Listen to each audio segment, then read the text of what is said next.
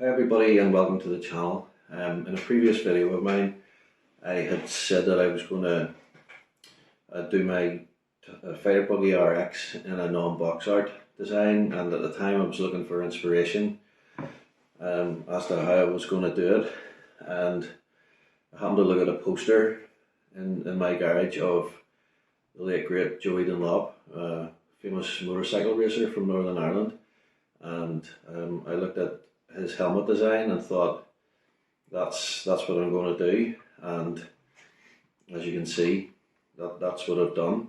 Now I know a lot of people won't be familiar with Joey Dunlop. You can probably see in the foreground this book that I have with the design of his helmet on it, and I will bring the camera around and focus in on that. Plus I've got some other programs and a magazine here just to show you, just so that you can see the design a bit better. But I think it would be remiss of me not to pay tribute to Joey Dunlop and just give you a bit more information about him just before we look at the car in a bit more detail. So I hope you'll allow me to indulge myself in this. It'll only take a couple of minutes. So Joey Dunlop was from Northern Ireland, from Ballymoney to be exact. And he was regarded as the best motorcycle road racer of all time, and probably still is. I think it's fair to say he's a worldwide motorcycling icon. He is still the most successful rider around the Isle of Man TT course, even though he unfortunately died 23 years ago. He has 26 wins. There's a couple of guys close to him, but nobody has beat it yet. He rode for Honda for most of his career, and he was highly respected by the top brass of HRC, which is Honda's racing division. He was awarded the MBE in 1986 for services to motorcycling. He won so many races, I mean, it would take forever to go into.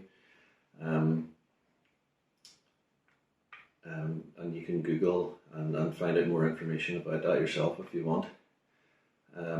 He actually took part in the very first World Superbike race in 1988, and that's a very famous series which is still going on today.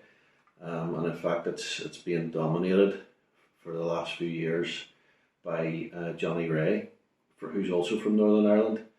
And ironically, Johnny Ray's grandfather sponsored Joey Dunlop in his early career.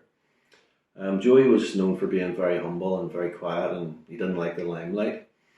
He shied away from the cameras and didn't really like to do a lot of talking on camera. And a lot of people don't know that he did a lot of charity work over the years. What he did was he just packed up his van with supplies, and he drove it himself to Eastern Europe, to Romania, just to give the supplies to the orphans out there, just to help them out. And he did it without any song and dance. He actually got the OBE in 1996 for his humanitarian work. There's so many things that I could say about Joey, but I really don't have the time to. But I will say there have been books written about him. There's at least 3 TV documentaries about him. You can see his photo on all this literature here. For me, he's up there with the likes of George Best and Dame Mary Peters as, you know, one of the top sporting icons from Northern Ireland here. And for me, he really transcended the sport. As I said earlier, Joey died. It was the 2nd of July in the year 2000. He was killed in a motorcycle race in Tallinn, which is in Estonia. And I can remember exactly where I was and exactly who told me. I couldn't believe it, to be honest. But his family in Northern Ireland and thousands of other people were plunged into the mourning at that time, and his funeral took place in his hometown, or near his hometown of Ballymoney, and over 50,000 people turned up, which is quite unbelievable. It just shows you how fondly he was thought of. So for me, Joey will never be forgotten.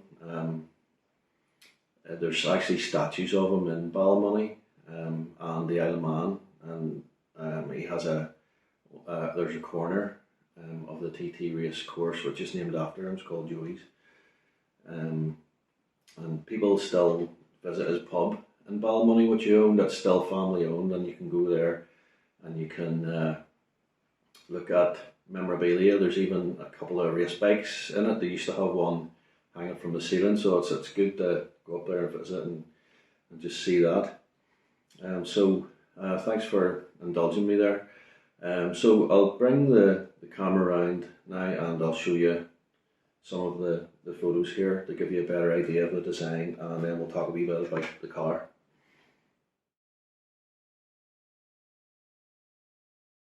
So as you can see from this copy of Irish Racer magazine, you can clearly see Joey's helmet design, the bright yellow with the black stripes on it. There it is again on this book, a tribute to Joey Dunlop, which was written. And I have a couple of vintage programs from the Ulster Grand Prix, which again show the helmet design nice and clearly.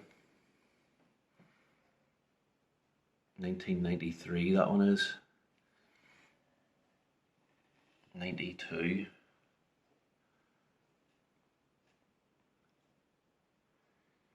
And this one is 1991. So here's the car itself, the bit you guys will probably be most interested in.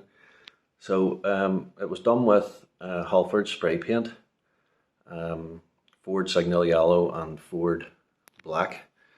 And then the pinstripes on it are from Halford's as well. They are Halford's 3mm pinstriping, self-adhesive. And you'll see the Ari stickers, because Joey Dunlop's helmet was obviously an Ari. I just got them off eBay, really easy. And the wheels on the car I've changed to JC Racing Astute wheels. I just wanted black because I didn't want to take away from the shell design. And the shocks are black oil-filled CVAs off DT03. The front ones I didn't do anything to because they're a bit shorter than the normal fighter buggy shocks. The back shocks I put a wee spacer inside just to make them a bit shorter because I wanted the car to sit a bit lower to the ground, and yeah, I'm pretty happy with the stance that I have achieved on that. So yeah, it's quite a striking design, and I hope you like it. I think even if you didn't know it was like a tribute to anybody like Joey, you maybe would still like it. So it'll be interesting to see what you think in the comments. So there you go, guys. There's my non-box art. My first attempt at doing a different spray job on a car. It's not every car that I would do this on. There are some cars just have to be the way they were intended by the manufacturer, but I think the fighter buggy has lent itself quite well to a different design. So hopefully you agree with me on that, and maybe this will even inspire you to try something like this yourself. I'm not the most creative of people, but I think if you've got the right inspiration, which I had in this case, you can find the right thing to do. So yeah, I would definitely recommend giving that a try. You never know what you're going to come up with. It could look terrible or it could look good, but at least you tried. You have to give it a go. So there's my two D201s together. My Joey Dunlop Tribute Fighter Buggy RX and my Grasshopper 2 Super G look-alike. I think they look pretty good sitting together. So with that, I'll just say goodbye, and hopefully I will see you soon on the next video. Goodbye.